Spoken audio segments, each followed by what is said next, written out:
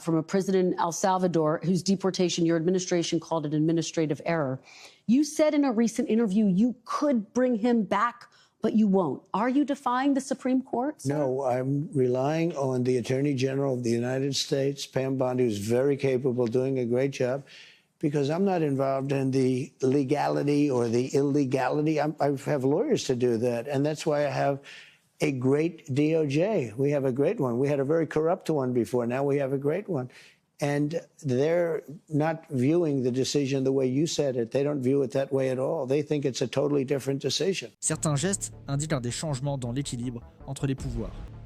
Un jeudi matin à Washington, lors d'un événement juridique interinstitutionnel, un incident a bouleversé le déroulement prévu de la session, alors que le président de la République s'adressait aux autorités de l'exécutif, du judiciaire et du monde universitaire. L'un des ministres de la Cour suprême s'est levé et a quitté la salle. Le discours présidentiel abordait, de manière improvisée, l'action récente des tribunaux, suggérant que certaines décisions judiciaires représentaient un obstacle artificiel à ce qu'il a appelé le mandat direct des urnes. Le départ du ministre n'a été ni annoncé ni accompagné de gestes explicites. Il a néanmoins été enregistré par les caméras et immédiatement interprété comme un signe significatif dans le contexte actuel de tensions institutionnelles. Les ministres de la Cour suprême, par tradition et par fonction, évitent les manifestations publiques qui pourraient être interprétées comme des affrontements politiques. Lorsqu'ils prennent position, ils le font par le biais de votes, d'avis ou d'interviews contrôlées. C'est pourquoi le départ physique de l'un d'entre eux lors d'un discours présidentiel a pris, en soi, un caractère symbolique. La retransmission en direct de l'événement a montré le moment du départ. Et bien que le nom du ministre n'ait pas été officiellement confirmé, des sources présentes à l'événement indiquent qu'il s'agit d'un des membres les plus discrets, connus pour éviter les controverses. Quelques heures plus tard, une note officielle a été publiée par le cabinet du président de la Cour. Le texte était bref et ne citait pas directement de nom ou de fait, mais soulignait que l'indépendance judiciaire ne découle pas d'une approbation politique, mais d'un engagement constitutionnel envers l'interprétation de la loi. Le contenu a été largement repris par les médias spécialisés et lu comme une réponse indirecte à l'épisode. Le communiqué renforce un principe qui, bien que fondamental dans l'organisation institutionnelle américaine, est de plus en plus remis en cause par des discours qui remettent en question l'autorité des tribunaux face au pouvoir exécutif. L'histoire récente aide à contextualiser la sensibilité du moment. Depuis le début de son mandat actuel, le président a multiplié les déclarations publiques pour contester les décisions judiciaires défavorables. Lors d'événements et sur les réseaux sociaux, il a qualifié les jugements contraires de obstacles administratifs, de décisions idéologiques ou de actions impopulaires. La rhétorique ne se limite pas à la critique institutionnelle. À au moins 2 reprises, des juges ont été cités directement, accompagnés d'adjectifs péjoratifs et de suggestions de destitution par le biais de procédures législatives. Ce schéma contribue à créer un environnement dans lequel la réponse d'un ministre de la Cour suprême, même si elle est modérée, prend une force interprétative et suscite des réactions en chaîne dans les milieux juridiques et universitaires. Cet épisode a également relancé le débat sur les limites de l'immunité rhétorique présidentielle. Bien que le chef de l'exécutif jouisse d'une grande liberté d'expression dans l'exercice de ses fonctions, il existe des précédents qui indiquent l'existence de limites, en particulier lorsque le discours public vise à délégitimer le fonctionnement normal des autres pouvoirs. La rhétorique, qui suggère la supériorité du mandat électif sur les décisions judiciaires, provoque des réactions non seulement dans le domaine du droit constitutionnel, mais aussi dans le domaine de la légitimité démocratique. Lorsque cette rhétorique est utilisée devant des représentants du pouvoir judiciaire et suscite des réactions publiques, même indirectes, elle transforme l'espace institutionnel en scène de conflit. Le retrait du ministre, même s'il n'a pas été accompagné de commentaires, est devenu l'une de ces expressions qui condensent des désaccords plus larges. Il ne met pas fin à une crise, mais la signale. L'absence de déclaration officielle de la part du magistrat lui-même peut être interprétée comme une tentative de préserver la liturgie de la fonction. Mais cela n'empêche pas que ce geste devienne une référence dans les registres des conflits entre les pouvoirs. La note du président de la Cour renforce ce tableau, en cherchant à repositionner le rôle central du pouvoir judiciaire sans recourir à des affrontements directs. Il s'agit donc d'une série de signes, le geste et la note, qui ensemble indiquent un tournant dans le dialogue institutionnel entre la Cour suprême et l'exécutif. Dans de tels contextes, il est essentiel d'être attentif aux détails et aux gestes. La fonction de ce canal est précisément de suivre en permanence les signes qui, bien que discrets, anticipent des changements importants dans le fonctionnement du système. Des analyses comme celle-ci aident à comprendre non seulement les événements, mais aussi les disputes de sens qu'ils véhiculent. À partir de l'épisode survenu, lors de l'événement juridique à Washington, l'attention institutionnelle s'est déplacée vers les canaux formels de fonctionnement entre les pouvoirs. Bien que le retrait du ministre de la Cour suprême n'ait pas été officiellement commenté par le magistrat lui-même, la note émise par la présidence de la Cour a suffi à déclencher des réactions au sein des commissions sénatoriales chargées de veiller à l'équilibre entre le pouvoir exécutif et le pouvoir judiciaire. Les membres de la commission de la justice ont commencé à discuter à titre préliminaire de l'opportunité de convoquer des audiences sur les limites constitutionnelles de la rhétorique présidentielle, sans que cela ne constitue une censure préalable ou une atteinte à la séparation des pouvoirs. La mesure a été défendue par des parlementaires de différentes orientations politiques comme un moyen de préserver le pacte institutionnel face à l'escalade verbale observée ces derniers 6 mois. À partir de là, l'épisode a cessé d'être interprété comme une réaction isolée et a commencé à s'inscrire dans un contexte plus large de tensions institutionnelles. C'est dans ce contexte que les précédents historiques concernant les affrontements entre les présidents et la Cour suprême prennent toute leur importance. Le cas le plus souvent cité par les analystes dans les jours qui ont suivi l'événement est celui de 1937, lorsque Franklin Roosevelt a tenté d'augmenter le nombre de ministres de la Cour après plusieurs défaites législatives. Bien que les mécanismes et les motivations de cet épisode aient été différents, le parallèle tourne autour de la tentative de l'exécutif de redéfinir le rôle du pouvoir judiciaire en fonction de son propre programme. Contrairement au passé, cependant, la tension actuelle se manifeste davantage par le discours public que par des tentatives formelles de réforme. Ce changement de forme n'atténue en rien l'impact institutionnel. Au contraire, l'utilisation systématique de discours suggérant que le pouvoir judiciaire devrait s'aligner sur la volonté du pouvoir exécutif affaiblit, par couches successives, la perception de neutralité des décisions judiciaires. Cette convergence aide à comprendre pourquoi la réaction de la présidence de la Cour suprême, même si elle était modérée, a été immédiatement interprétée comme une tentative de contention. La note n'était pas adressée à un interlocuteur spécifique, mais évoquait le rôle de la juridiction constitutionnelle en tant qu'instance autonome et nécessaire au fonctionnement équilibré de la République. Le langage technique et le format modéré du communiqué reflètent la stratégie de la Cour visant à réaffirmer son rôle sans alimenter les cycles de confrontation directe. L'histoire récente de la Cour montre que les interventions publiques de ses membres sont rares, et la décision d'émettre une prise de position en dehors d'un jugement formel indique qu'il existe une perception interne que les limites sont en train d'être testées. La réaction institutionnelle ne s'est pas limitée au pouvoir judiciaire. Dans les semaines qui ont suivi l'épisode, des organisations telles que l'American Bar Association, des centres de recherche constitutionnels et des entités universitaires ont publié des avis et des notes techniques, soulignant le risque de normalisation des discours qui remettent en question la légitimité des décisions judiciaires. Dans certains de ces documents, des experts ont souligné que le langage utilisé par les dirigeants politiques a un impact direct sur la sécurité institutionnelle des magistrats, en particulier lorsqu'il est associé à la possibilité de représailles politiques par le biais de demandes de destitution ou de remise en cause publique de l'intégrité personnelle des juges. L'analyse conjointe de ces éléments met en évidence un environnement dans lequel la stabilité du système dépend moins des règles écrites que de la volonté des acteurs de respecter ces limites non codifiées. L'action du Congrès dans ce contexte a également fait l'objet d'une attention particulière. Bien qu'il n'y ait pas eu de mesures législatives formelles après cet épisode, les parlementaires des deux partis ont commencé à faire des déclarations en faveur de l'indépendance judiciaire.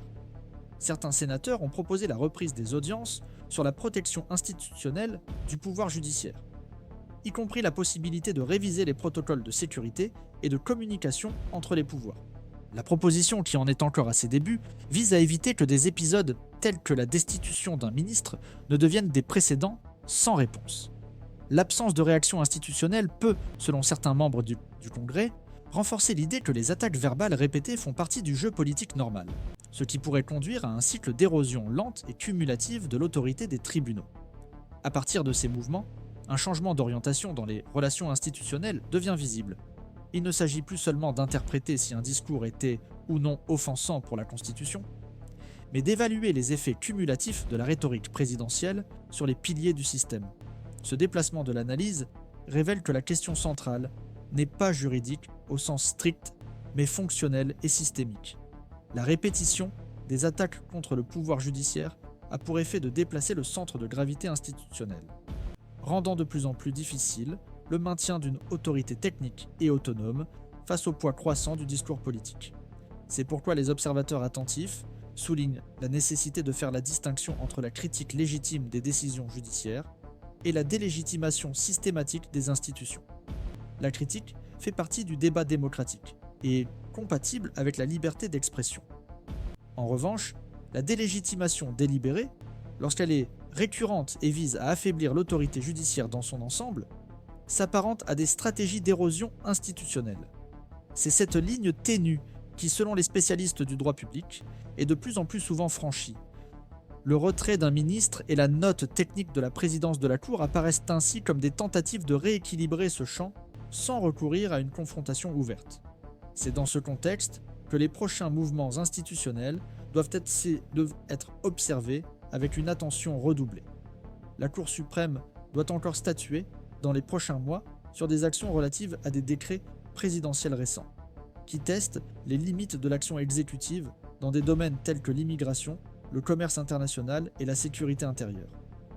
Les décisions qui découleront de ces affaires auront un impact direct non seulement sur les politiques publiques concernées, mais aussi sur le rôle de la Cour en tant qu'instance de contention institutionnelle. Parallèlement, la manière dont l'exécutif réagira à ces jugements, par le respect, la remise en question rhétorique ou de nouvelles stratégies politiques, sera déterminante pour l'avenir des relations entre les pouvoirs. Des analyses continues et fondées contribuent à maintenir la clarté dans un contexte où les symboles, les gestes et les mots ont un poids institutionnel.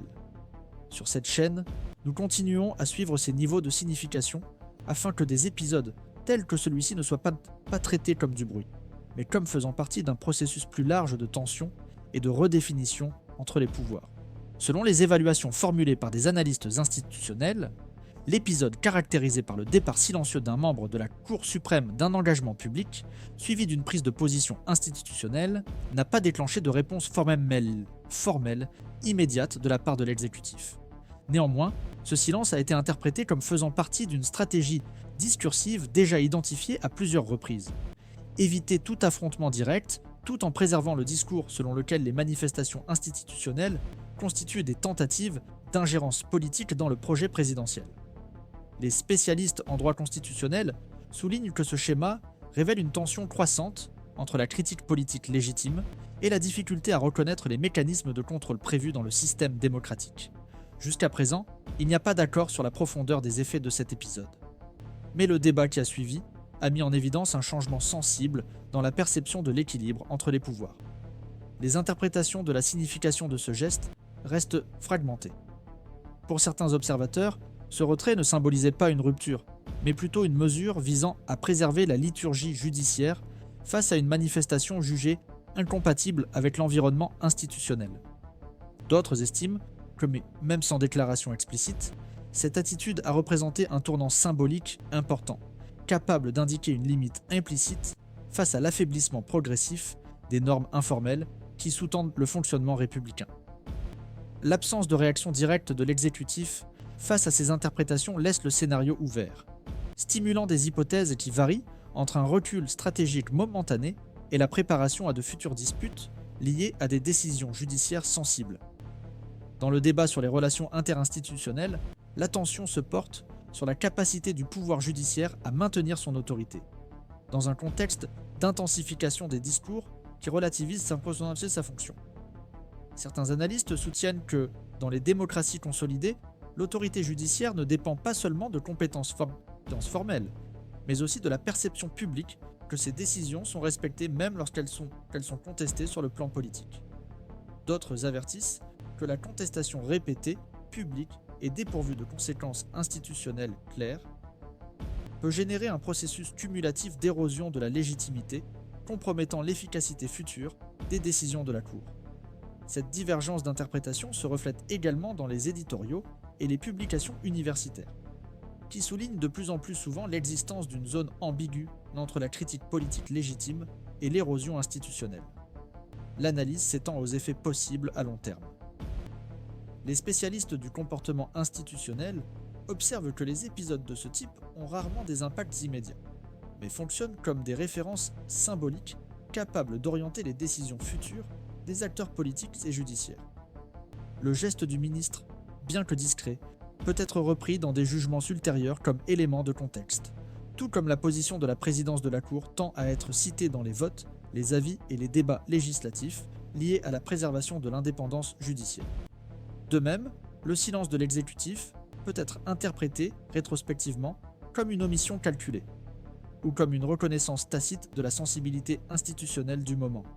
Certaines interprétations inscrivent également cet épisode dans un cycle plus large de tensions entre les pouvoirs, alimenté par des différends sur la portée des décrets présidentiels, l'autonomie des agences de régulation et les limites de l'autorité judiciaire sur des questions d'une grande importance politique.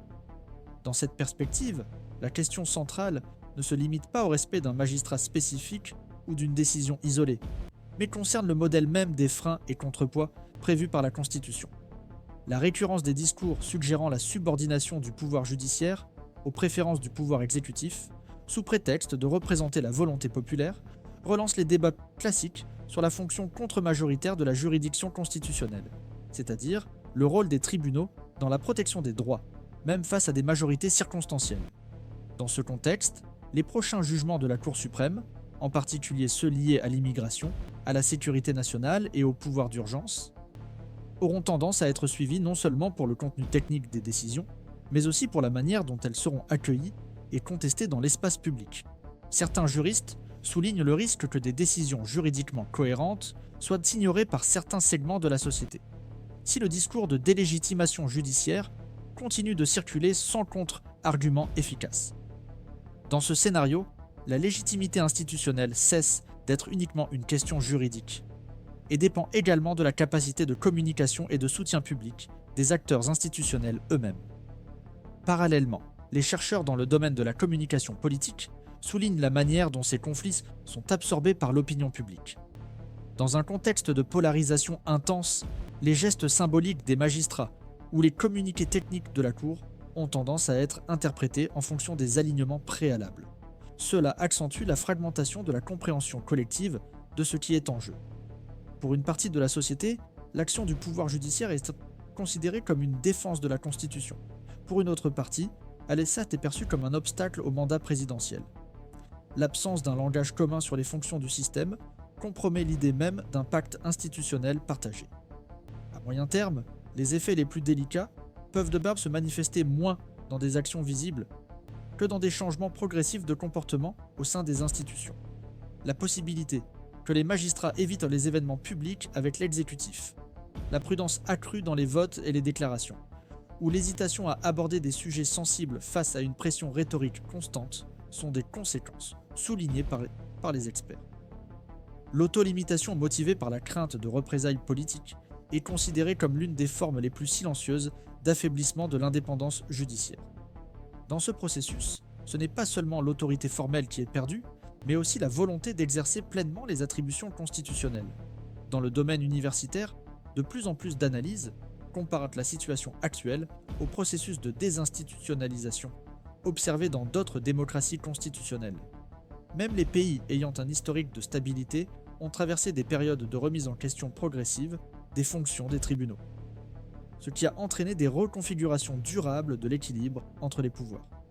Bien que les contextes soient différents, la répétition de schémas tels que la personnalisation du pouvoir, la rhétorique contraire aux institutions et l'utilisation stratégique de la méfiance publique est considérée comme un signal d'alarme.